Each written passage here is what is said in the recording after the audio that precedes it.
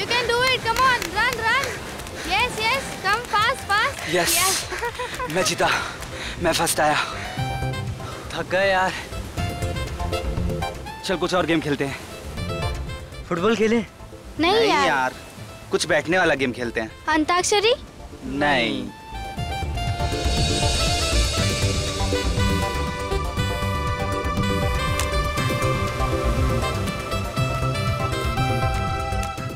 क्या है ये? क्या है? ट्रूथ एंड डेयर खेलेंगे।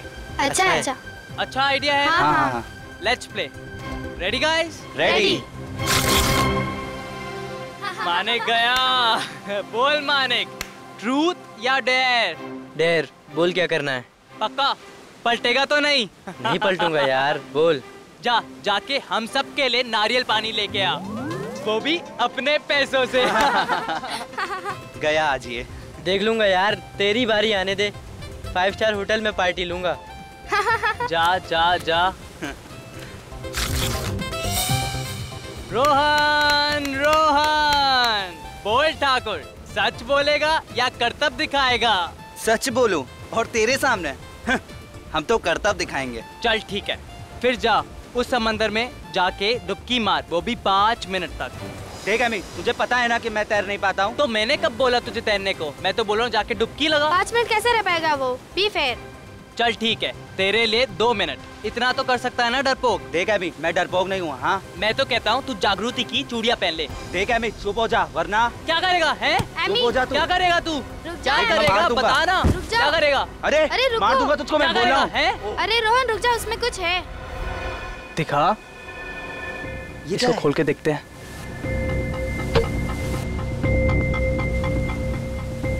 अरे रुक, ये क्लिप है ना, इससे निकाल।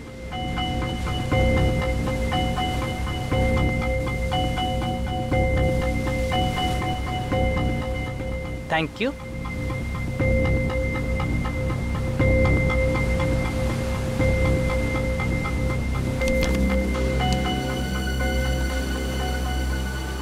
क्या लिखा है इसमें?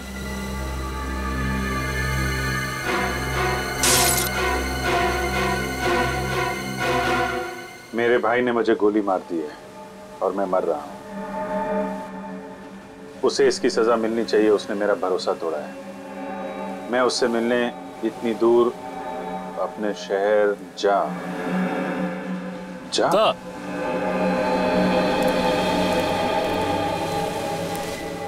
इस बॉटल में थी ये चिट्ठी? जी सर। और तुमने इसे तोड़ दिया? सर वो चिट्ठी पढ़ते वक्त हाथ से छूट गई, सॉरी सर। खून तो हुआ है, कब हुआ है, कहाँ हुआ है, ये पता नहीं चल रहा है। और सर किसका? सिर्फ एक चिट्ठी और इस टूटी हुई बोतल से कैसे पता लगाएंगे?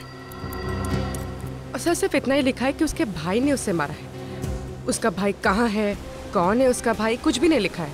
और लिखते लिखते वो अटक गया, यानी कि उसकी सांस अटक गई होगी। नहीं पूर्वी, सांस नहीं अटकी होगी। नहीं तो वो चिट्ठी को बोतल में डाल के समुद्र में कैसे फेंक पाता? जरूर कुछ और हुआ होगा, कुछ अचानक। शायद वो खूनी वापस आ गया हो और हड़बड़ी में आके उसने सेंटेंस को आधा छोड़ दिया, चिट्ठी को बोतल में डाला और समुद्र में फेंक दिया। मगर एक बात पक्की है, ये बॉटल, उस आदमी ने ये बोतल समंदर के बीच में ही फेंकी होगी, शायद किसी टापू से या शिप से। ये आदमी आया कहाँ से था? इस पर लिखा है ना, मैं उससे मिलने इतनी दूर अपने शहर जा से आया। जा से क्या आ सकता है? JA जमशेदपुर। सर जबलपुर, जम्मू, जयपुर। जा से जापान। बेटी, इस केस की तह तक जाना ही पड़ेगा। हाँ सर, लेकिन कैसे? न खूनी का पता है, न मरने वाले की पहचान। हमारे पास तो कोई लाश भी नहीं है, बल्कि हमें तो ये भी नहीं पता है कि ये बोतल कितने साल पहले फेंकी गई थी। मानता हूँ रजत, मामला मुश्किल है, मगर जरा सोचो, जिस आदमी ने मरते मरते न्याय के लिए इतनी कोशिश की है, देर से सही लेकिन उसे न्याय तो मिलना ही चाहिए।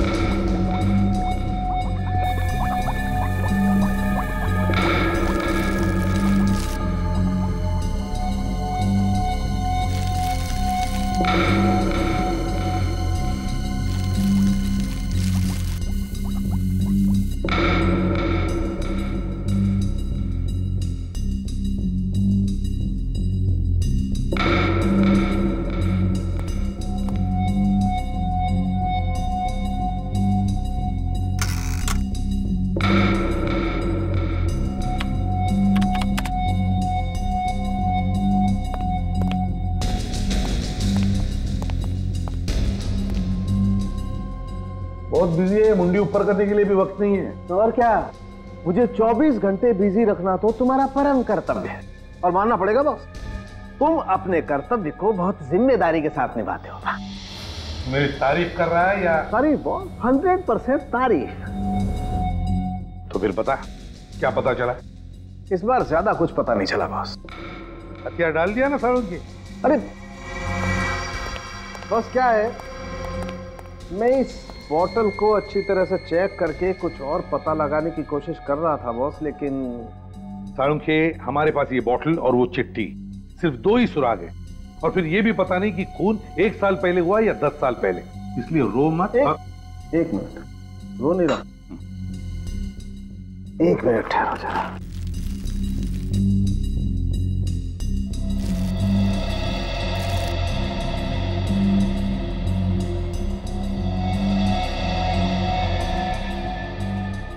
ये देख रहे हो सर, ये तो सफेद नमक की तरह लग रहा है सर। पता चल सकता है कि इसमें क्या था? ये बोतल एक शराब की बोतल थी और उस चिट्ठी को इस बोतल में डालने से पहले इस बोतल को खाली किया गया था। शराब की बोतल? हाँ राजू, अल्कोहल टेस्ट एकदम पॉजिटिव है। अच्छा सारुंखे, तू बता सकता है इस बोतल में कितनी पुरानी शराब थी? इससे अंदाजा लगा सकते हैं कि ये चक्कर कितना पुराना है। नहीं बस, ये मुमकिन नहीं है। फिर रोने लगा तू? अरे रोने की बात नहीं है। तो फिर? दरअसल इस बोतल में जितनी भी शराब थी वो सब उड़ चुकी और समंदर के खारे पानी में बहते बहते इसके सारे के सारे केमिकल कॉम्बिनेशन बदल चुके हैं। मतलब इस बोतल के बारे में अगर हमें और जानना है, जैसे कि ये कहाँ बनाई गई, इसका डिजाइन क्या था, तो हमें इसके सारे टूटे हुए टुकड़ों को जोड़ना पड़ेगा। हाँ, कोशिश करके देख सकते हैं, लेकिन अच्छा सारुंखे, इस बोतल के अंदर जो वो चिट्ठी मिली है जिस पर खून लगा हुआ, उस खून का डीएनए टेस्ट तो किया है ना तुमने? हाँ सर। तो फिर क्या पता चला?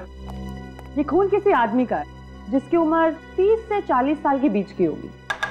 लेकिन साहब, इसके अलावा हमें और कोई खास बात नहीं पता चली जिससे इस आदमी की पहचान हो सके। अच्छा, और कुछ नहीं? नहीं, क्योंकि खून पूरी तरह से सूख चुका है, इसलिए ये पता लगाना बहुत मुश्किल है कि कितने साल पहले इस कागज पर लगा होगा। लेकिन ये कागज, इस कागज से तो कुछ पता चला होगा। हाँ, ये कोई साधारण कागज नहीं है। मैंने इस कागज के छोटे से टुकड़े पर एक खास केमिकल टेस्ट किया है। ये देखिए सर, ये हरे रंग के दाग दिख रहे हैं आपको? हाँ। ये क्लोरोफिल के दाग है जो हरे पत्तों पे पाए जाते हैं, प्लांट सेल्यूलोज। सर, ये कागज कोई मशीन में बना हुआ कागज नहीं है, इनफैक्ट हैंडमेड पेपर है जो सूखे फूल और पत्तों से बनाए गए। और एक बात सर, इस पेपर पर यहाँ पर मुझे कुछ एम्बोस किया हुआ दिखा है।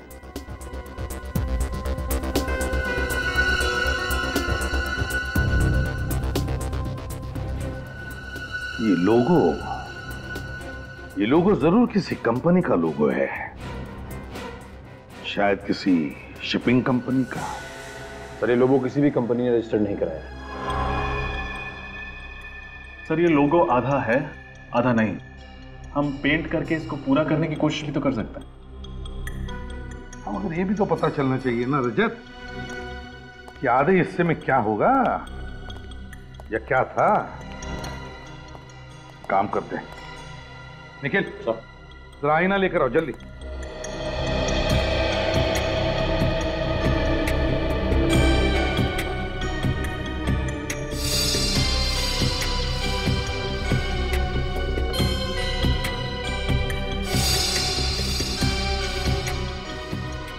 ये देखो सर, रिफ्लेक्शन में तो साफ दिख रहा है, बी अक्षर, कैपिटल बी।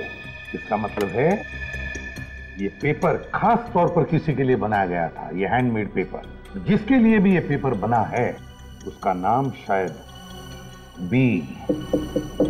बी से शुरू होता है। लेकिन सर इस अक्षर बी से ये कैसे पता चलेगा कि मरने वाले का नाम क्या था? सचिन, अगर ये पता चल जाए ना कि इस पेपर के बनने में किन किन फूल और पत्तों का इस्तेमाल हुआ तो उस आदमी को भी हम ढूंढ निकालेंगे।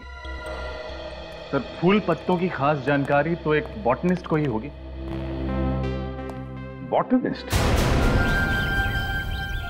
मिस्टर अभिजीत, आपकी ये फॉरेंसिक रिपोर्ट 100% सही है। ये पेपर वनस्पति के अलग अलग भाग से बनाया है, जैसे कि फूल, पत्ते, घास और पेड़ की शाखाओं को सुखाकर बनाया गया है। सर ये तो बहुत कॉम्प्लिकेटेड रेसिपी है। किस चीज का कितना भाग है ये कैसे पता चलेगा? अगर आप चाहे तो इस पेपर के मैं सारे भाग, सारे कंपोनेंट अलग करके आपको दे सकता हूँ, लेकिन पहले मुझे पता तो चले कि आप एग्जैक्टली जानना क्या चाहते हैं। जानना तो हमें ये है सत्कार जी कि जिस आदमी ने ये नोट लिखा है वो कौन था और रहता कहाँ था। अब ये मैं कैसे बता सकता हूँ? ठीक है, फिर आप ये बता दीजिए ये जो पेपर जिन फूल और पत्तों से बना है वो कहाँ पाए जाते हैं? सर इसके लिए मुझे थोड़ा वक्त चाहिए, कुछ टेस्ट करने पड़ेंगे और टेस्ट के वक्त शायद ये नोट खराब हो सकता है। नहीं, आप उसकी चिंता मत कीजिए, इसका फॉरेंसिक एग्जामिनेशन हो चुका है।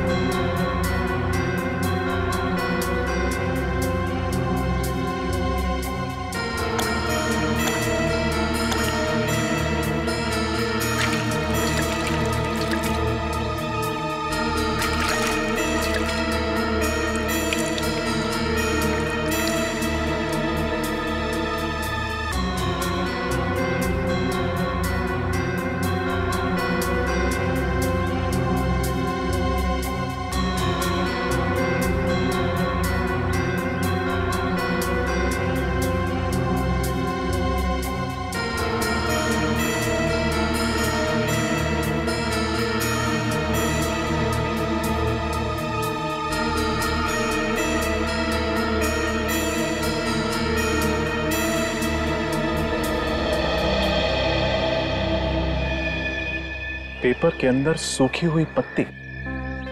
ऐसा ही एक स्पेसिमेन मेरे पास भी है।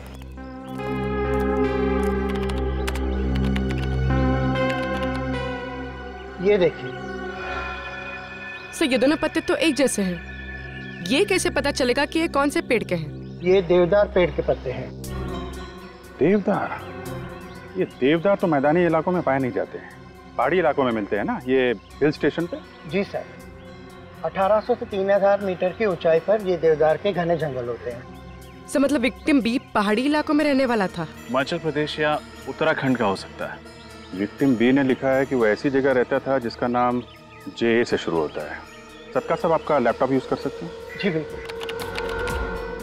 अब देखो सर्च करो, कोई जगह ऐसी है कि जो जे से शुरू होती है?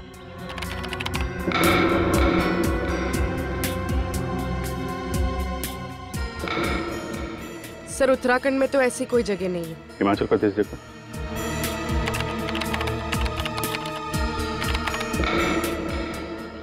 सर ये देखिए जंतवाड़ी, और ऐसी कोई जगह नहीं है जो जे से शुरू होती है।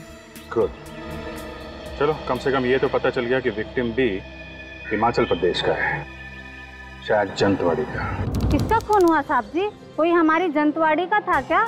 हाँ, हमें शक है कि वो आदमी जंतवाड़ी का ही रहने वाला था। तो साहब इतने सालों में हमारे कस्बे में तो ऐसा कुछ हुआ नहीं सर कभी।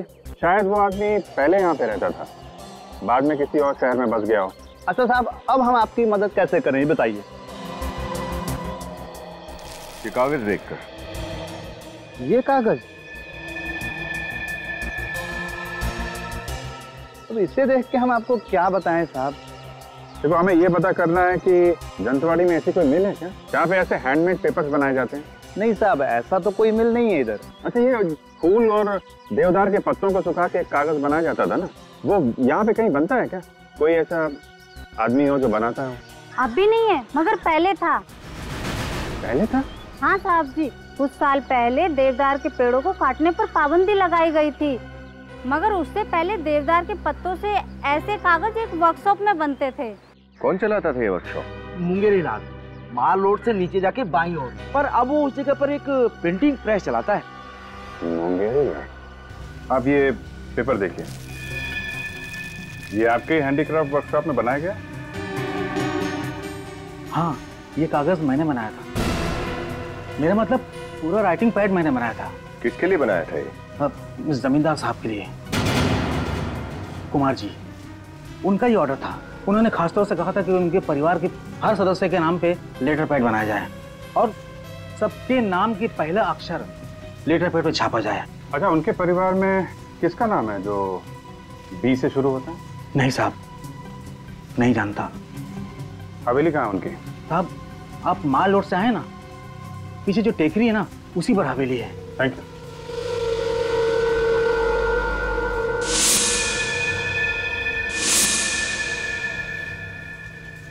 हेलो, सीआईडी के लोग आए थे यहाँ पे।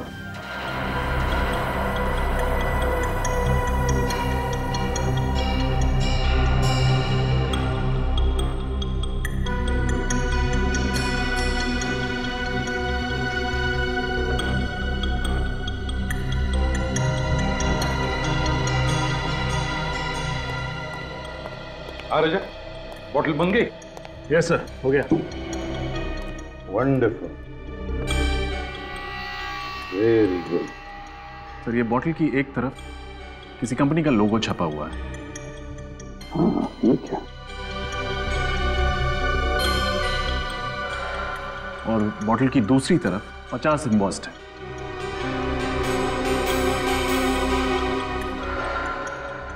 हाँ, 50 साल गोल्डन जुबली सेलिब्रेशन। हो सकता है स्पेशल एडिशन के लिए कोई खास बॉटल बनाई हो। हाँ, हो सकता है। एक काम करो, इंटरनेट से पता लगाओ ये लोगो किस शराब बनाने वाली कंपनी का है।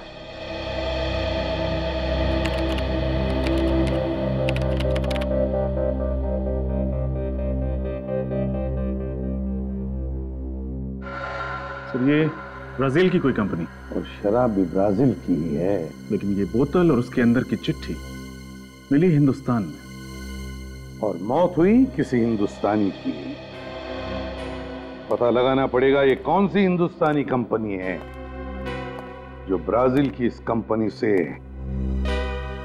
शराब आयात करती है, इंपोर्ट करती है।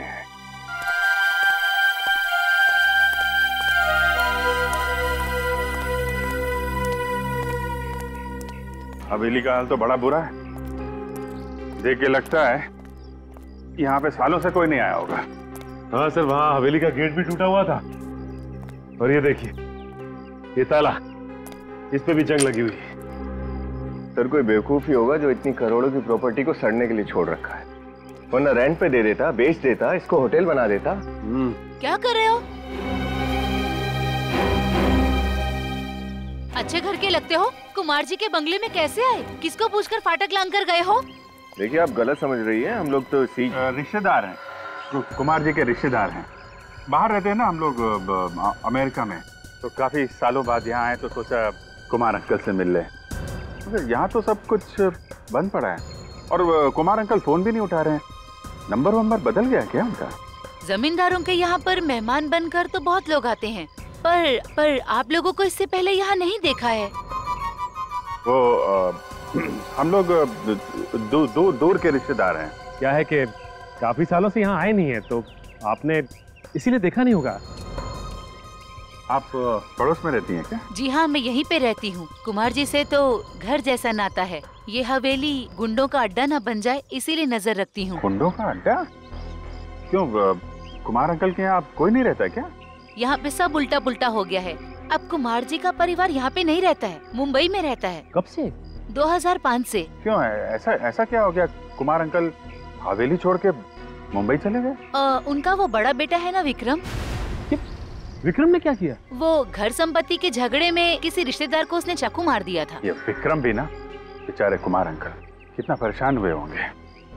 तो केस वेस बन गया होगा, पुलिस केस? नहीं, ऐसा कुछ नहीं हुआ। कुमार जी ने बात को दबा दिया और रातों रात घर छोड़ के चले गए। तब से इस हवेली में कोई आता नहीं है। उनका एक बेटा था ना, वो बा नाम। कौन? बलबीर? बलबीर। ये बलबीर भी मुंबई चला गया क्या? वो अकेले यहाँ कैसे रहता? वो अपने माता पिता के साथ चला गया। आप लोग इतनी दूर से आए, कोई फायदा नहीं हुआ। मुझे भी मंदिर जाना है। अब आप लोग भी जाइए। नमस्ते। Thank you.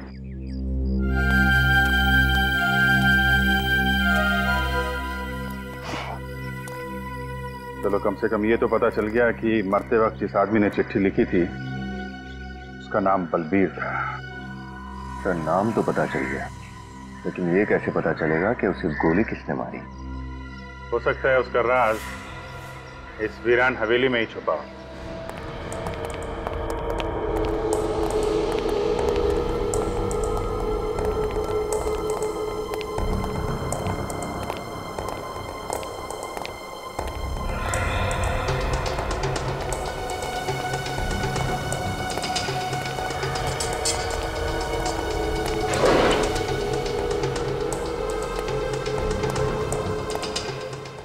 चेक करो, शायद कोई काम की चीज मिल जाए।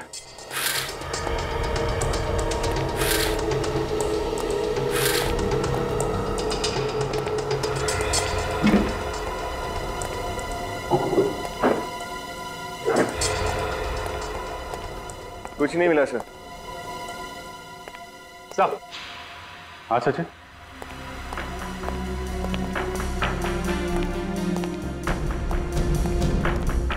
ये देखिए, बॉम्बे के कुछ नंबर, रियल स्टेट एजेंट्स। रातों रात हवेली छोड़ के भागे हैं तो मुंबई में घर तो चाहिए होगा ना? हाँ सर, तो ये लोग काफी अमीर लोग हैं।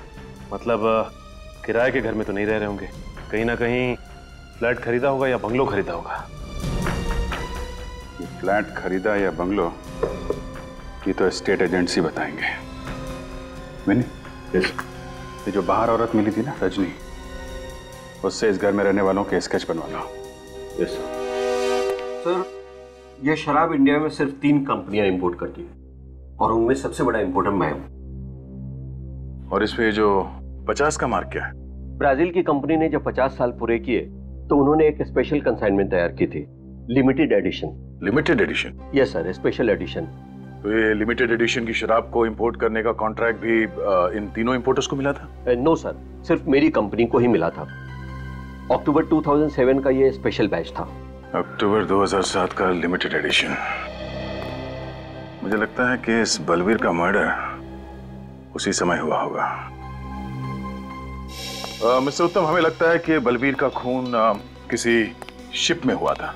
क्योंकि आप ये शराब इंपोर्ट करते हैं तो आप इसे सप्लाई भी करते ही होंगे। 2007 का रिकॉर्ड चेक करके बता सकते हैं कि आपने 2007 में ये शराब किस किस को सप्लाई किया था? हाँ सर, मैं अभी बताता हूँ। प्लीज।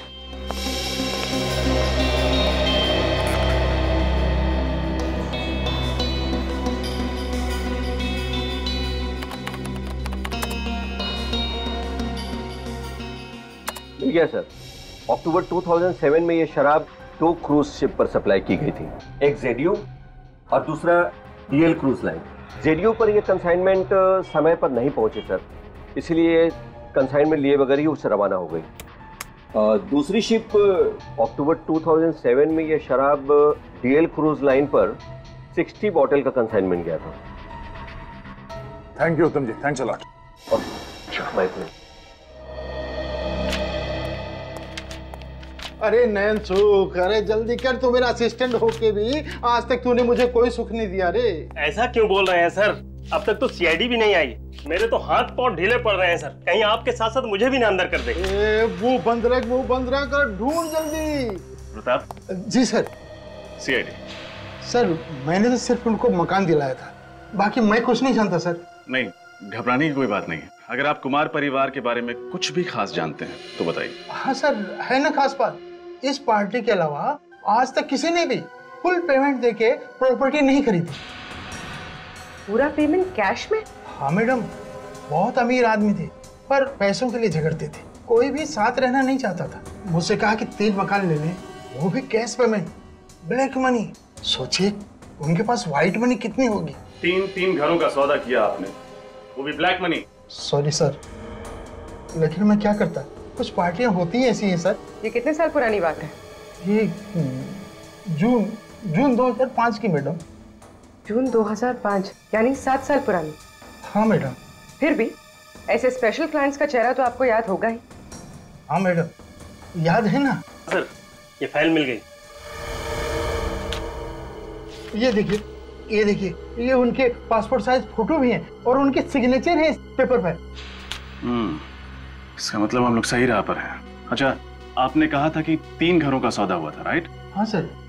सर, एक तो उनके पिताजी ने लिया था, मिस्टर कुमार, और दूसरा उनके बड़े बेटे मिस्टर विक्रम, और तीसरा उनका मझला बेटा अभिमन्यु ने लिया था। और उनका सबसे छोटा बेटा बलबीर, उसने कोई घर नहीं खरीदा? हाँ सर, उसके पास पैसे नहीं थे, इसलिए वो घर नहीं लिया।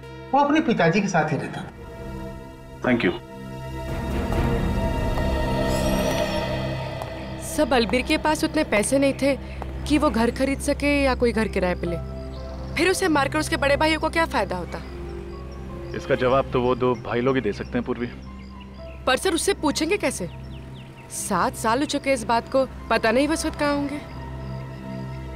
उन्होंने मुंबई महानगरी में घर खरीदे थे, और एक बार जो मुंबई में बस गया वो जल्दी कहीं और नहीं बस सकता। इस एड्रेस पर चल के देखते हैं, शायद वो आज भी इसी शहर में हो। डीएल क्रूज लाइनर हमारी ही कंपनी की क्रूज लाइनर थी। हाँ सर, शिप पुरानी हो गई थी, इसलिए 2009 में उसे शिप ब्रेकिंग के लिए शिपयार्ड में भेज दिया गया। और आप जिस सफर के बारे में जानना चाहते हैं वो 3 अक्टूबर 2007 में हुआ था। सर, मेरा यकीन मानिए उस शिप पर कोई मर्डर नहीं हुआ था। आप हमारा यकीन कीजिए कि उस शिप में एक आदमी का मर्डर हुआ था। सर, मैं यहाँ 9 साल से काम कर रहा हूँ, और मेरे जहाज पर कोई मर्डर हो और मुझे पता ना हो, ऐसा तो हो नहीं सकता। 3 अक्टूबर 2007 उस जहाज में जितने भी लोग थे स्टाफ में, उनका नाम तो याद होगा ना आपको? बुलाइए उन्हें जल्दी। जी सर।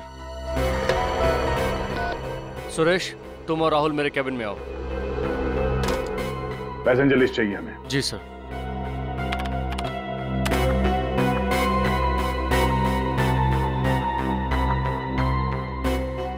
बलबीर कुमार का नाम लिस्ट में है? हाँ सर, पर वो। हाँ सर। सर, ये है राहुल और ये सुरेश। 3 अक्टूबर 2007 के दिन डीएल क्रूज पर ये दोनों ही थे। यस सर, उस जहाज के हर सफर का हिस्सा रहे हैं हम। पर प्रॉब्लम क्या है सर? प्रॉब्लम क्या है हम बताते हैं आपको। उस जहाज पे बलबीर नाम के एक पैसेंजर का खून हुआ था। खून? पर हमें तो वहां पर कोई लाश नहीं मिली सर। चलिए मान लिया कि आपको कोई लाश नहीं मिली, लेकिन एक बात तो तय है कि आपकी शिप से एक पैसेंजर गायब हुआ था।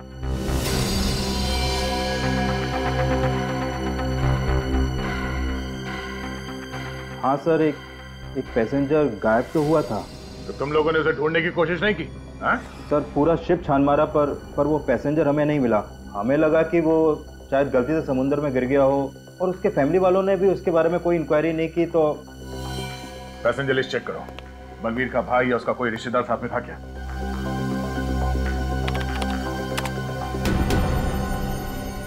नहीं सर, वो अकेला था।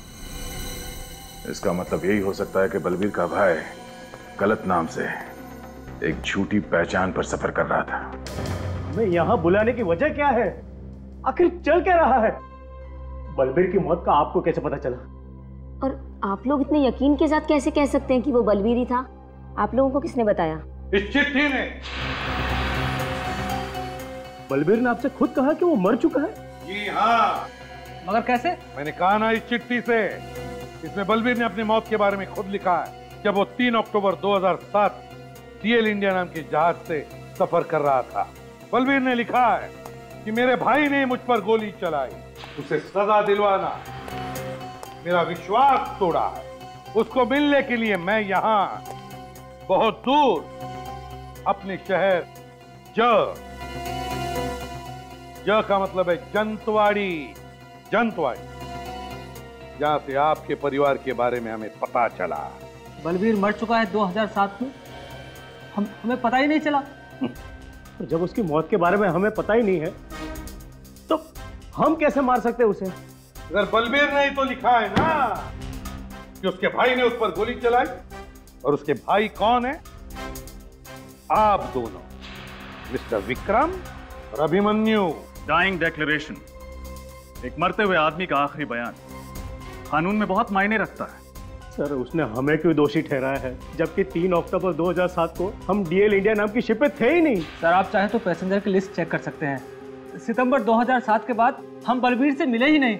और एक बात, इस बात की क्या गारंटी है कि ये चिट्ठी बलबीर ने ही लिखी है? सर किसी ने हमारे साथ भद्दा मजाक किया है सर। मैं मानती हूँ कि इनकी बलबीर से ज्यादा बनती नहीं है, लेकिन इसका मतलब ये तो नहीं ना सर कि मेरे पति और देवर इस हद तक गिर सकते हैं। तो फिर इतने सालों तक आपने ये जानना जरूरी क्यों नहीं समझा कि बलबीर कहाँ है? भाई था आखिर वो इनका। सर हमारा बलबीर से पैसों और जंतवाड़े की हवेली को लेकर प्रॉब्लम चल रहा था, और इसी बात को लेकर वो हमसे नाराज था, और हमारे माँ बाप के देहांत के बाद तो हमसे कोई नाता रखना ही नहीं चाहता था। एक बात आप सब लोग ध्यान में रखना, जब तक हमारी तहकीकात पूरी नहीं होती, आप में से कोई भी ये शहर छोड़कर नहीं जाएगा, समझे? जा सकते हैं आप लोग।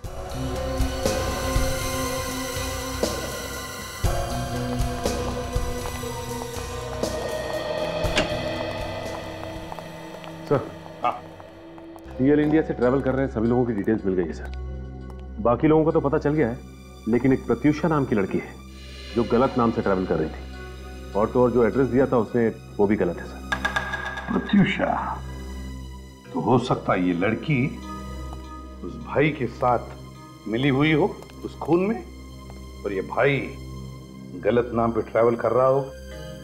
लेकिन सर पैसेंजर लिस्ट में बाकी जितने भी यात्री हैं उनके नाम और एड्रेस मैच करते हैं।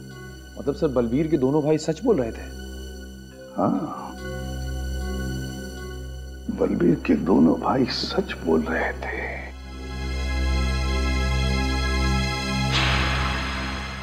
अच्छा, क्या हुआ सर? रजत, बलबीर के भाई विक्रम और अभिमन्यु ने हमसे कहा कि सितंबर 2007 के बाद उन्होंने बलबीर को देखा ही नहीं था, और बलबीर की मौत हुई अक्टूबर 2007 में। तो इसका मतलब है उस एक महीने में, मतलब सितंबर और अक्टूबर के बीच बलबीर जंतवाड़ी में ही था। जंतवाड़ी में। सर लेकिन जंतवाड़ी के उस हवेली पर जो औरत थी उसका कहना था कि बलबीर वहां कभी आया ही नहीं, तो क्या वो औरत झूठ बोल रही है? हो सकता है बलबीर उस जंतवाड़ी की हवेली में रुका ही ना हो, जंतवाड़ी में ही किसी और जगह पे ठहरा। लेकिन सर वो ऐसा क्यों करेगा? क्योंकि बलबीर जंतवाड़ी की वो हवेली अपने नाम पर करना चाहता था, और ये बात वो अपने भाइयों से छुपाना चाहता था। मगर सर ये बलबीर जंतवाड़ी में रुका कहाँ होगा? वो तो हम पता लगा ही लेंगे सचिन, पता लगा ही लेंगे, लेकिन उससे पहले ये पता लगाना चाहिए कि ये बलबीर जंतवाड़ी में किस वकील से मिला था।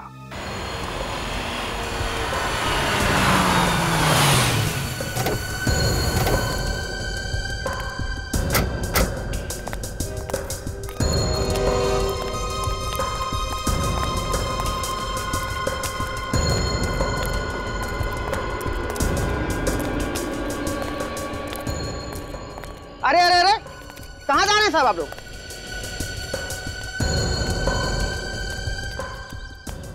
कहाँ जा रहे हैं साहब आप लोग? वो संजीव साहब से मिलना था। आप लोग कौन है?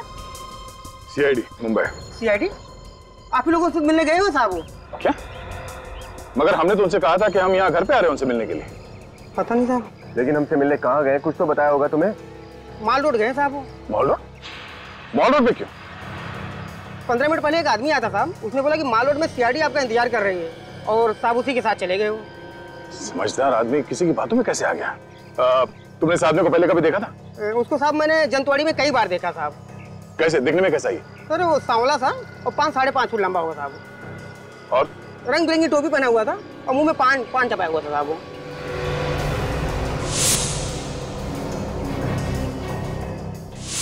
सर हम इस आदमी से पहले मिल चुके हैं, कहीं ये वही तो?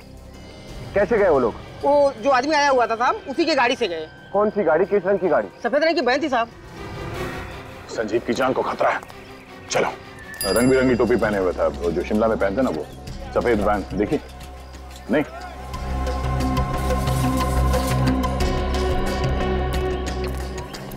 देखिए, आपने किसी ऐसे आदमी को देखा है जिसका रंग सांवला सा है, कद करीब 5-5.5 फीट इंच, और सर पर रंग बिरंगी टोपी पहनता है जिस पर हाथ की कारीगरी हुई है, सांवला सा है, अक्सर पान चबाता हुआ यही मार्केट में घूमता रहता है? और शायद उसके पास सफेद कलर की वैन है। शायद आप मंगू की बात कर रहे हैं। मंगू? जी हाँ, वही। 1 नंबर का छटा हुआ बदमाश है वो। मॉल रोड पर अपना अड्डा जमा कर बैठा रहता है। आपने उसे देखा है क्या अभी? अभी हाँ, वो अपनी गाड़ी में इधर से ही गया है, उस तरफ। Thank you sir. सर, जिस औरत ने उस आदमी को देखा उसका नाम मंगू है, अभी ऊपर की तरफ गया है। चलो। बचाओ! बचाओ! हेल्प! हेल्प! अब तू रोएगा और मैं हंसूंगा। चल! अरे छोड़ दो मुझे! छोड़ दो मुझे! अरे मैंने तुम्हारा क्या बिगाड़ा था? छोड़ दो मुझे! किसके लिए छोड़ दूं? हैं?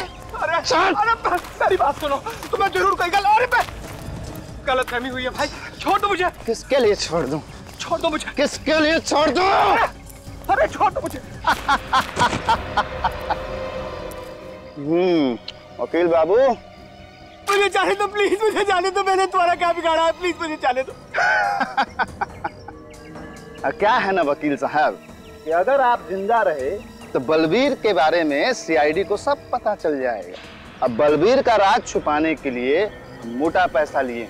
क्या है वकील बाबू, आपकी जबान तो बंद होती नहीं है वकील साहब। मरना तो पड़ेगा ही ना आपको। देखो मैंने तुम्हारा क्या बिगाड़ा?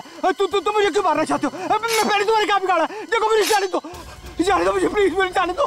मुझे मत मारो।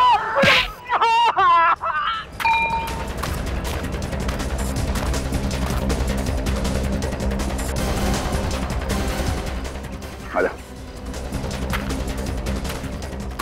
बहुत जासूसी कर ली मंगू। तेरी जगह यहाँ इस जन्नत में नहीं है, समझा? तेरी जगह कहीं और है।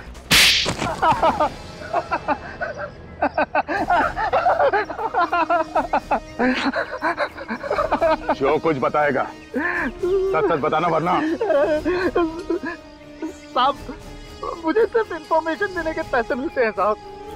जमींदार साहब के बेटे बलबीर के विषय में कोई भी पूछताछ करता है, बस मैं उन्हें एक फोन लगा देता हूँ सर। किसको बताता था? अब एक औरत है, मैंने उसे देखा नहीं है सर। औरत? तो संजीव जी सर। आपके मुताबिक बलबीर का झगड़ा उनके भाइयों से था? हाँ सर, खानदानी हवेली को लेकर भाइयों में खूब झगड़ा हो रहा था सर। तो बलबीर आपके पास यहाँ आया क्यों? बलबीर के माता पिता के गुजर जाने के बाद वो अपने भाइयों से छुपकर मुंबई से भाग निकला, खानदानी हवेली पर अपना अधिकार जमाने के लिए। उसे यकीन था सर कि उसके भाई आसानी से मानेंगे नहीं और उसके पेपर को कोर्ट में चैलेंज करेंगे। मगर ये औरत कौन है, बलबीर ने कभी बताया? नहीं सर। सर, ये बलबीर अचानक यहाँ से भागकर मुंबई क्यों चला गया? हाँ, वो हवेली लेने आया था तो फिर यहाँ से भागा क्यों? पर हाँ सर, उस दिन जाने से पहले। सॉरी, मुझे आने में थोड़ी देर हो गई। कितनी देर लगा दी? मालूम है कोर्ट पहुंचना बहुत जरूरी है। अब इसी कोई जरूरत नहीं है एडवोकेट साहब। क्यों? हवेली नहीं चाहिए क्या? नहीं, हवेली तो मुझे चाहिए और हवेली मुझे ही मिलने वाली है। मुझे ही मिलेगी? हाँ, पता नहीं कैसे मेरे भाइयों को पता चल गया कि मैं जंतवाड़ी आया हूँ। आज सुबह ही भैया के घर से फोन आया था, मुझे मुंबई वापस बुलाया और कहा कि हवेली मुझे दे दी जाएगी, उन्हें कुछ नहीं चाहिए। बलबीर ने कहा कि भैया के घर से फोन था। जी। किसने फोन किया बताया? नहीं सर, नाम तो नहीं बताया। ये केस तो फिर से उलझ गया सर। किसका फोन आया था ये तो हमें पता ही नहीं, और बलबीर यहाँ से सीधा जहाज पर गया, लेकिन उसका भाई तो कभी जहाज पर गया ही नहीं। बलबीर ने चिट्ठी में यही लिखा था कि उसके भाई ने उस पर गोली चलाई। ये कैसे हो सकता है? सर, उस जहाज पर वो लेडी पैसेंजर भी जो नकली नाम लेकर घूम रही थी, और उसका कैबिन ठीक बलबीर के कैबिन के सामने था। प्रत्युषा, उसका नाम प्रत्युषा है। हाँ सर, हो सकता है कि उसी औरत ने बलबीर को पटाकर उस जहाज पर बुलाया हो। लेकिन सर, उस औरत को ढूंढेंगे कैसे?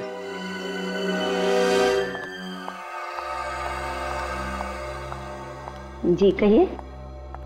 हेलो मैडम, मैं डीएल क्रूज का मैनेजर हूँ। सॉरी इतनी रात को आपको डिस्टर्ब कर रहा हूँ। ओके। मैं एक जरूरी खबर लाया हूँ। खबर? कैसी खबर? हमारी शिप डीएल क्रूज पर मिस प्रत्युषा ने 3 अक्टूबर 2007 को ट्रैवल किया था एग्जीक्यूटिव क्लास में। उन्हें लकी ड्रॉ में एक फ्री गिफ्ट कूपन मिली है हमारी नई क्रूज पर यूरोप के लिए। तो क्या मैं मिस प्रत्युषा को पर्सनली ये फ्री गिफ्ट कूपन दे सकता हूँ? प्रत्युषा? कौन प्रत्युषा? देखिए, हमारे घर में इस नाम की कोई औरत नहीं रहती है। आप शायद गलत एड्रेस पे आए हैं। मिस प्रत्युषा, 91 पॉकेट ए, सतारा कॉलोनी, 7 बंगलोज, अंधेरी वेस्ट, मुंबई। बिल्कुल सही एड्रेस पे आए हैं सर। पर आपने सुना नहीं, यहाँ पर कोई प्रत्युषा नहीं रहती है। और ये कैसी शिपिंग कंपनी है कि अपने मैनेजर को रात में किसी के घर भेजती है फ्री गिफ्ट कूपन देने के लिए? चलिए निकले यहाँ से। माया, देखिए, आप लोगों को कुछ गलतफहमी हो रही है। एड्रेस सही है, लेकिन 3 अक्टूबर 2007 को हमारे घर से डीएल क्रूज पे कोई गया ही नहीं था। और ये प्रत्युषा नाम भी हम पहली बार ही सुन रहे हैं। तो क्या हम झूठ बोल रहे हैं? हम पवई से इतनी दूर आपको फ्री ट्रिप देने आए हैं। हमारे पास इंफॉर्मेशन बिल्कुल सही है। हमारे पास सारे पैसेंजर्स की लिस्ट है, ये देखिए। अरे आप लोग तो हाथ धोकर हमारे पीछे पड़ गए। हमने कहा ना, इस नाम की कोई लेडी हमारे घर में नहीं है और हमें कोई गिफ्ट नहीं चाहिए। प्लीज चले जाइए यहाँ से। अब आप लोग यहाँ से जा रहे हैं या मैं पुलिस को बुलाऊं? ये पुलिस को बुलाने की धमकी किसे दे रहे हैं आप? पुलिस को तो अब हम बुलाएंगे। क्या जालसाजी आप लोगों ने की है? झूठे नाम और दस्तावेज जमा करके आप लोगों ने कानून तोड़ा है। क्या हमने कानून तोड़ा है? हमने झूठे दस्तावेज जमा किए थे? कैसे साबित करोगे तुम? क्या सबूत है तुम्हारे पास? फोटोग्राफ्स हैं। कौन से फोटो? वही जो शिप पर गाला नाइक पर लिए गए थे। शिप के कैप्टन ने अपने यादगार के तौर पर हर एक पैसेंजर के साथ फोटो खिंचवाई थी। अरे बंद करो ये बकवास। ना ही मैंने यहाँ का एड्रेस दिया था और ना ही शिप पर कोई ऐसे गाला नाइट हुआ था, ना ही मैंने सिर्फ कोई फोटोग्राफ खींचा था। तो कहाँ से दिखाएंगे फोटोग्राफ? हाँ,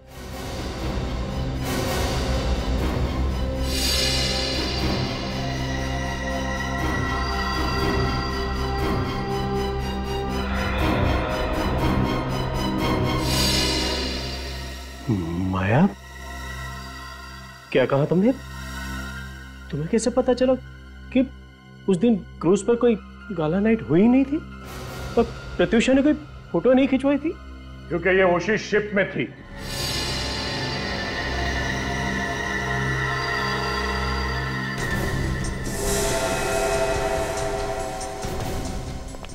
राइट माया? या प्रत्युषा को? हाँ? क्यों मारा बलबीर को?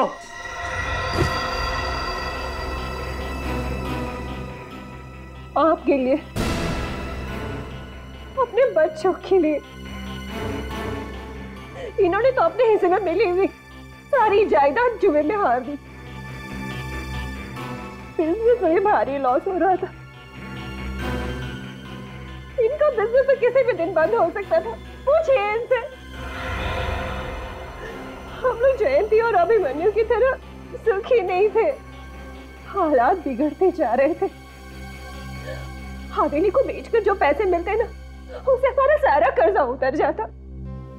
मगर ये बलबीर हवेली पर कब्जा करके बैठा हुआ था और ये इन्होंने भी तय कर रखा था कि हम हवेली में से अपना हिस्सा नहीं लेंगे, सब कुछ बलबीर को दे देंगे।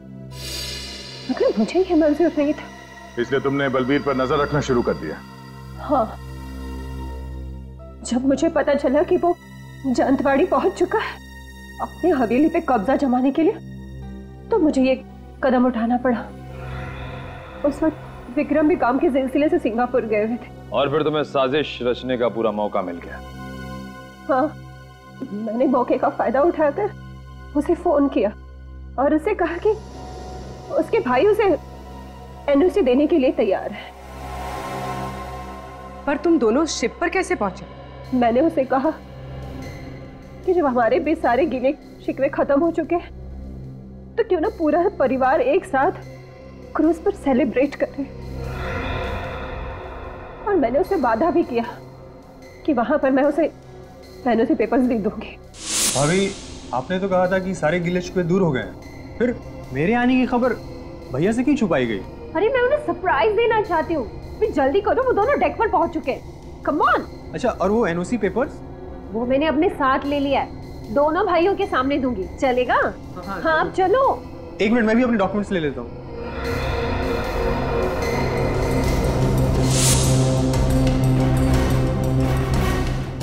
अरे ये आप क्या करी भाभी? बलबीर बेवकूफ तो था नहीं। उसे पता था कि सिर्फ विक्रम के एनओसी से कुछ नहीं होगा, इसलिए मैंने अभिमन्यु भैया का भी नाम जोड़ दिया। एनओसी और अपने भैया से मिलने की खुशी में बलबीर तुम्हारे झांसे में आ गया और तुमने उसे गोली मार दी। लेकिन बलबीर ने तो उस चिट्ठी पर लिखा था कि उसे उसके भाई ने मारा है। गोली चलाते वक्त मैंने उसे कहा था कि उसका भाई उससे नफरत करता है। तुम उसके रास्ते के कांटे हो। वो नहीं चाहते कि तुम जिंदा रहो। ये सोचो कि ये गोली मैं नहीं, तुम्हारा भाई चला रहा है। और ये सुन के बलबीर टूट गया, सदमा बर्दाश्त नहीं कर पाया और चिट्ठी में ये लिख दिया कि उसके भाई ने उसे गोली मारी है। बलबीर को मरे तो 5 साल हो गए, अब तक तुमने हवेली अपने नाम क्यों नहीं कराई? वो सब इनकी वजह से। कितनी बार कहा है इनसे कि भूल जाओ बलबीर को। अगर वो हवेली में इंटरेस्टेड होता तो सब कुछ छोड़ छाड़ कर नहीं जाता। पर यह है कि नहीं, वो एक दिन जरूर वापस आ जाएगा, जरूर वापस आ जाएगा। पर विक्रम को मालूम नहीं था कि बलबीर कभी वापस आने वाला नहीं था, क्योंकि तुमने उसे मार दिया। भाभी मां समान होती है और तुमने उस रिश्ते को बदनाम किया है और इस घर को भी तोड़ दिया।